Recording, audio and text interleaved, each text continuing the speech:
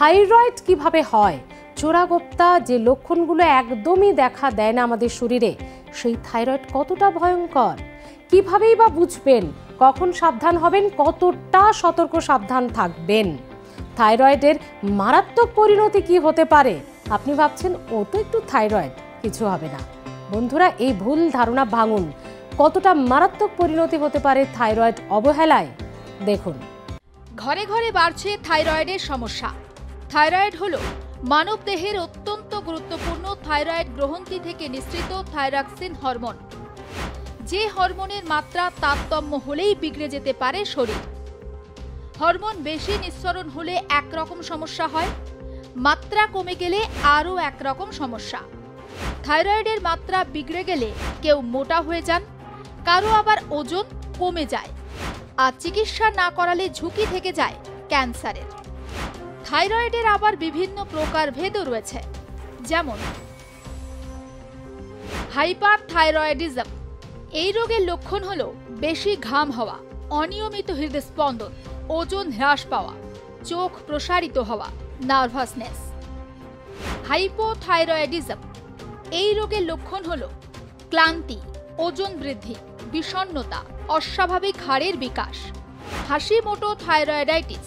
এটি গলগণ্ড ও অন্যান্য রোগের উপসর্গের কারণ।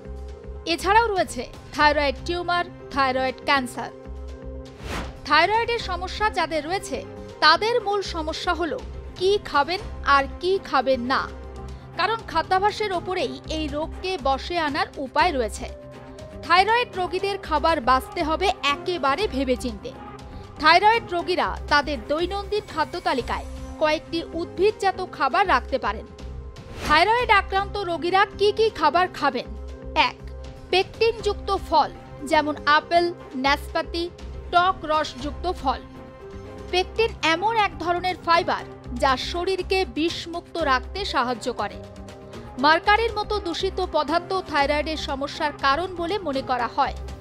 পেকটিন জাতীয় খাবার শরীর থেকে ওই দূষিত পদার্থকেই দূর করে। রাঙা আলু। এতে রয়েছে প্রচুর পরিমাণে ভিটামিন এ, যা থাইরয়েড হরমোনের কাজ সঠিকভাবে চালনা করে। এতে থাকা অ্যান্টিঅক্সিডেন্টও শরীরকে দূষণমুক্ত রাখে। 3. Green tea. গ্রিন টিতে থাকা উপাদান লিভারের স্বাস্থ্য ভালো রাখে, ফ্যাট ভাঙার প্রক্রিয়াকে সচল রাখে। এটি বিপাক ক্রিয়ায় সাহায্য করে। ভুল খাদ্যাভ্যাস কিন্তু বাড়িয়ে দিতে পারে থাইরয়েডকে, তাই বিপদ বাড়ার আগে সাবধান হন। চিনে রাখুন এই সমস্ত খাবারগুলিকে যা বাড়িয়ে দিতে পারে থাইরয়েডকে। কি কি খাবার খাবেন না? 1. সয়াবিন। সয়াদানা থেকে যে সমস্ত খাবার পাওয়া যায় যা থাইরয়েডের মাত্রাকে বাড়িয়ে দিতে পারে।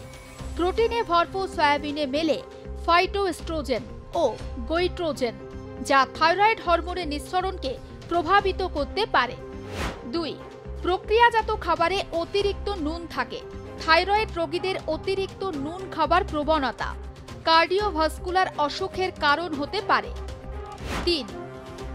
উচ্চ ফ্যাটযুক্ত ডায়েটও থাইরয়েড রোগীদের জন্য ক্ষতিকর হতে পারে। স্বাস্থ্যকর ফ্যাটযুক্ত খাবার পরিমিত পরিমাণে খাওয়া যেতে পারে। হরমোনের ভারসাম্য নষ্ট হওয়ার ফলে যাদের ওজন বাড়ছে তারা বিশেষ করে সতর্ক থাকুন। 4. মিষ্টি, চিনি জাতীয় খাবার থাইরয়েড রোগীদের জন্য ক্ষতিকর।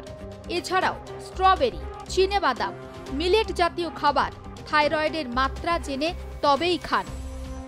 থাইরয়েডের এমনিতে কারো কারো ক্ষেত্রে ইনহেরেন্ট এটা কন্ডিশন আছে, সেটা ঠিকই, কিন্তু দেখা গেছে এখনকার দিনে বেশিরভাগ ক্ষেত্রে থাইরয়েডটাও কিন্তু, থাইরয়েড ডিজিজটাও কিন্তু, এটাও কিন্তু আমাদের বডি ওয়েটের সাথে অনেকটা রিলেটেড। যাদের এর ক্ষেত্রেও আমরা অনেকটাই সমস্যার সমাধান করতে পারি, যে আমাদের সেই ব্যালেন্স ডায়েট, খাদ্যাভ্যাস পরিবর্তন এবং ফিজিক্যাল অ্যাক্টিভিটিস, এগুলোর মাধ্যমে অনেকটা চেঞ্জ হয়, অনেকটা কন্ট্রোল করা যায়। এছাড়া আমাদের থাইরয়েড হরমোনের যে ব্যালেন্সের জায়গাটা রয়েছে সেটা রয়েছে, সেগুলোকে তো রয়েছে। এছাড়া কিন্তু আমাদের এই ব্যালেন্স ডায়েট এবং মানে লাইফস্টাইল মডিফিকেশন করে কিন্তু এটাও খানিকটা হলেও এর এফেক্ট কিন্তু আছে।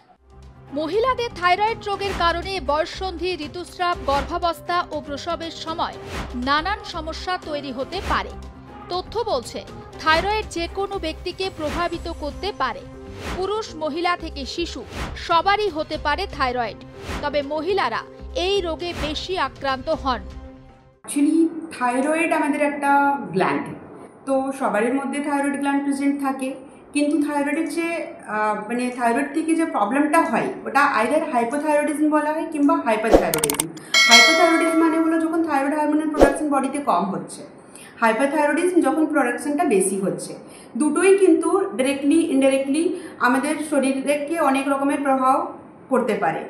যেমন কি থাইরয়েডের প্রবলেম থাকতে গেলে মাসিকে প্রবলেম হবে আর বাচ্চা ধারণ করতে প্রবলেম হয়। অতএব সময় থাকতে সাবধান, বিশেষ করে যাদের এই রোগের পারিবারিক ইতিহাস রয়েছে তারা তো বটেই।